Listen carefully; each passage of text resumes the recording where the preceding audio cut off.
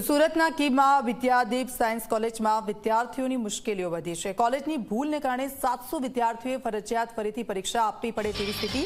Vidyadeep science કોલેજમાં નક્કી કરેલી તારીખ કરતાં પહેલા પરીક્ષા લેવાય છે।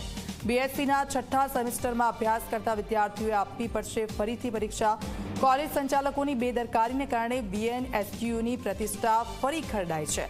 2 એપ્રિલની પરીક્ષા વિદ્યાદીપ કોલેજે 27 માર્ચના રોજ લઈ લેતા વિદ્યાર્થીઓ ભેરાયા છે।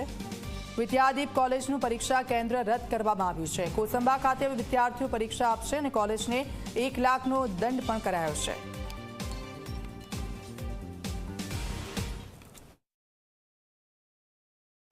વીર નર્મદ દક્ષિણ ગુજરાત યુનિવર્સિટી સંલગ્ન કીમ સ્થિતની વિદ્યાદીપ જે કોલેજ છે તે ફરી એક વખત વિવાદમાં આવી છે, કારણ કે 2 એપ્રિલના રોજ જે પરીક્ષા લેવાનારી હતી તે 27 માર્ચના રોજ અગાઉથી લઈ લેવામાં આવી છે। ત્યારે હવે આ કોલેજ સામે કયા પ્રકારના પગલાં લેવામાં આવશે તે કુલપતિ પાસેથી જાણવાનો પ્રયાસ કરીશું। જી સર, કોલેજની એક મોટી બેદરકારી ગણી શકાય, શું કહેશો?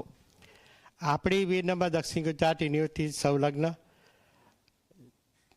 3જા અને 4થું વર્ષની આપણી જ્યારે જોડાણ છે, પહેલો અને બીજો જ્યારે યુનિવર્સિટી થઈ ગઈ છે, ત્યારે સદર કેન્દ્ર પર માઇક્રોબાયોલોજીના ફક્ત 7 વિદ્યાર્થીઓ પરીક્ષા આપી રહ્યા હતા અને યુનિવર્સિટીના કુલ 27 કેન્દ્રો પર 700 જેટલા વિદ્યાર્થીઓએ યુનિવર્સિટી પરીક્ષા આપી હતી।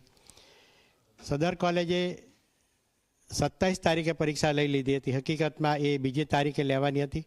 આ ગંભીર બેદરકારી બદલ આના અંગે જે કંઈ ખર્ચ થયો છે 1 લાખ રૂપિયા કરતાં વધારે, તે 1 લાખ રૂપિયા ખર્ચ વસૂલ કરવાનો આદેશ કરી દેવામાં આવ્યો છે।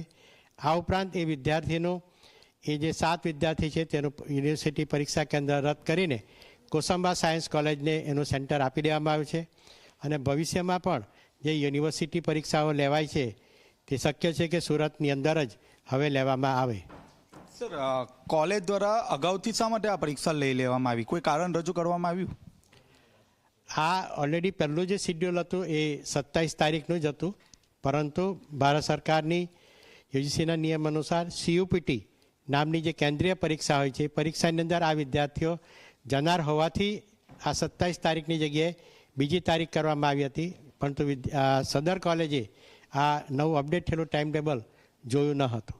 સર, આટલી મોટી બેદરકારી ગણી શકાય, કારણ કે યુનિવર્સિટી દ્વારા પણ તેમને તાકીદ કરવામાં આવી હશે, તો હવે કોલેજ સામે કયા પ્રકારના પગલાં લેવા કે ફક્ત દંડ જ વસૂલવામાં આવશે?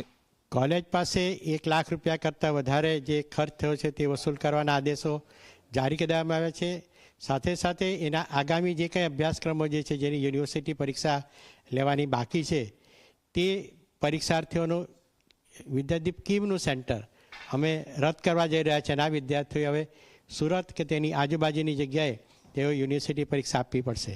તો આ હતા કુલપતિ, જેઓ સ્પષ્ટપણે કહ્યું છે કે આ ગંભીર બેદરકારી કોલેજની છે અને કોલેજ સામે રૂપિયા 1 લાખનો જે દંડ છે તે દંડ પણ ફટકારવામાં આવ્યો છે। કેમેરામેન વિજય બેસાણી સાથે ચેતન પટેલ, ઝી મીડિયા, સુરત।